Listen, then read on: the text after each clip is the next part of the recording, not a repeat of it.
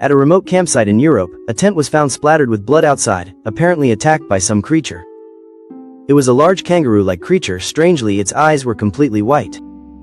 This animal normally eats grass and defends itself well, but attacking other animals and humans has never been recorded. So how is this mysterious creature linked to the dead, and is it the culprit? Let's explore this film together. The story begins in a small village near the campsite, which also has an iron ore mine. The village's only police officer is Madeline. She took over the job from her father. Madeline's father was respected for his strong principles during a past conflict. He always opposed pointless wars. Unfortunately, he passed away when Madeline was just over 10. In the forest, an alarm bell rang loudly. Bernard and his dog were nearby. He felt something was wrong, like a fierce beast had entered.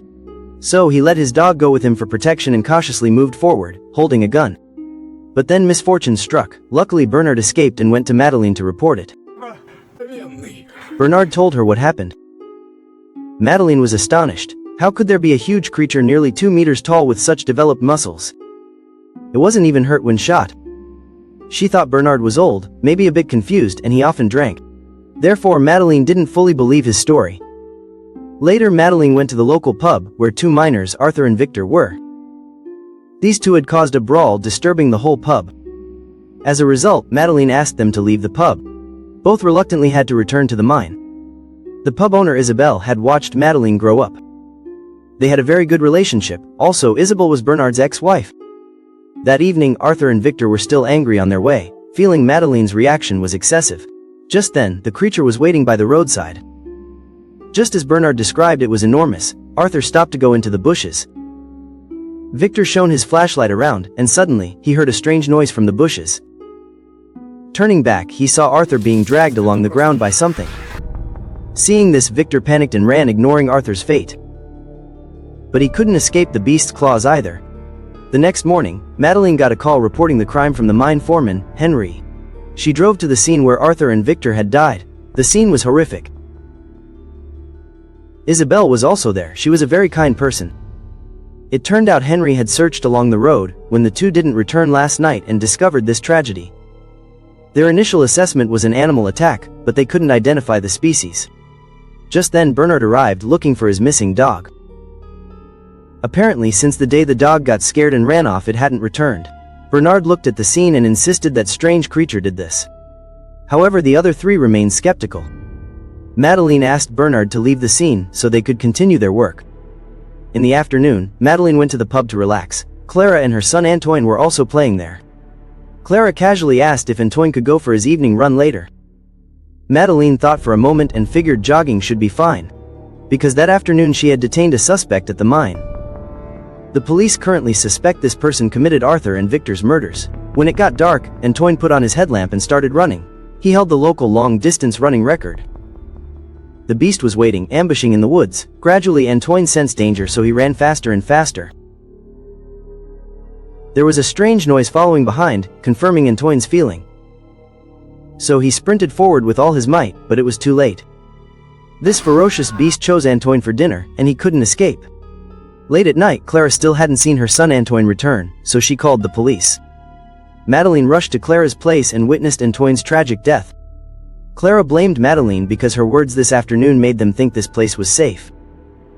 Madeline was also heartbroken, not expecting her misjudgment to cause such serious consequences.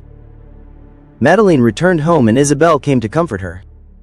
Around midnight, Madeline felt Mr. Bernard's words might be true, so she went to his mobile home. The 2 had a frank conversation. Madeline decided to form a hunting party to kill the beast and invited Mr. Bernard to join. Mr. Bernard, of course, agreed immediately. The next day, Henry brought some strong men from the mine, prepared vehicles and weapons, and met up with Madeline and the others. Isabel also came to help. Everyone split into 2 groups. Madeline, Mr. Bernard, and Isabel went one way, Henry and the rest went another. They started searching thoroughly in the surrounding area. Soon after, Madeline's group reached the campsite and saw the initial horrific scene. This further confirmed the existence of the dangerous beast. Henry's group searched until dark. Finally, they found a large dairy cow by the road, killed by sharp claws. Everyone was shocked, having never seen such wounds before. Henry asked everyone to split into pairs and spread out to search for the beast's tracks. Suddenly, the ferocious beast attacked Henry's group. Instantly, the team was almost wiped out, leaving only Henry. He quickly drove away at top speed to escape. Unexpectedly, the beast quickly caught up and attacked Henry. The car immediately flipped, making a loud noise. In the quiet night, the sound traveled far. Madeline, nearby, heard the noise and immediately drove to the scene. When the three got out of the car and saw this tragic scene, they were just numb with pain. At this point, Officer Madeline fell into despair. The ferocious beast had vanished without a trace. It's clear this beast is extremely strong. The problem is bullets seem to have no effect on it. Madeline sat in the car full of self-blame. Mr. Bernard and Isabel kept comforting her. Suddenly, the ferocious beast returned to attack. This time, the three of them finally got a clear look at this dangerous beast up close. Madeline seized the chance to start the car and turn it around. She decided to ram the beast, but unexpectedly, it knew how to dodge. This time Madeline was too hasty, and the car just plunged into the woods and hit a tree. This time even the car stalled. Madeline finally believed this beast was nearly impossible to kill with guns. Now the three could only helplessly walk back. Luckily, the ferocious beast didn't come back to bother them again. After walking a long way, the three finally returned to Mr. Bernard's RV. Fortunately, there was a radio here, but the vehicle's battery was dead. The generator needed to be started to recharge it. So Madeline went to the nearby grassy area to find the generator. Coincidentally, the missing dog had just returned. Madeline was very surprised, then started the generator, and finally, there was power. Isabel quickly used the radio to contact her colleagues at the pub. Mr. Bernard heard his beloved dog's bark, rushed to open the door, and happily hugged it. Madeline was looking for a car battery, planning to install it in Mr. Bernard's vehicle so the three could drive away. However, the ferocious beast followed them all the way here. Bernard and Isabel had just gotten in the vehicle, while Madeline was still tidying up behind it. The beast charged, but this time it couldn't catch the vehicle, perhaps still wary of the bullet's power. The three went back to Isabel's tavern and told everyone everything. They started setting up defenses. Madeline felt the beast would surely come for them. Soon Mr. Bernard, standing guard outside, saw the beast. He quickly told everyone. They saw the beast, its face covered in blood.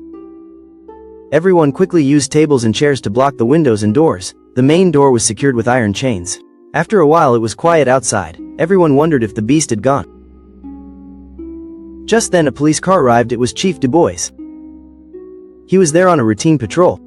The people inside shouted warnings, but Dubois couldn't hear well and felt something was strange. But it was too late. The beast attacked Dubois, terrifying everyone. They could only watch Dubois being brutally killed. Then the beast started attacking the main door. Madeline told everyone to hide in the basement, even Mr. Bernard. The beast kept pounding the main door. Finally Madeline got her gun, told Isabel to move aside, she'd kill the beast herself. Mr. Bernard came to help Madeline. The door was about to break. They ran to brace it with their bodies.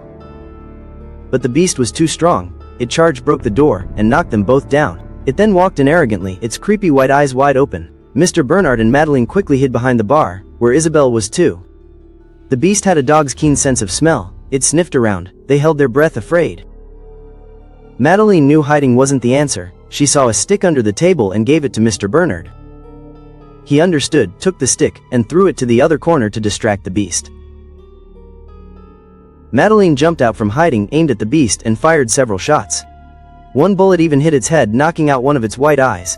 Meanwhile, Isabel quickly rang a bell to distract the beast and taunted it with other sounds. Injured in one eye, it got confused and was finally shot down by Madeline. Surprisingly, defeating the beast wasn't as hard as they thought. That's the end of the movie recap. Thanks for listening. See you in the next video.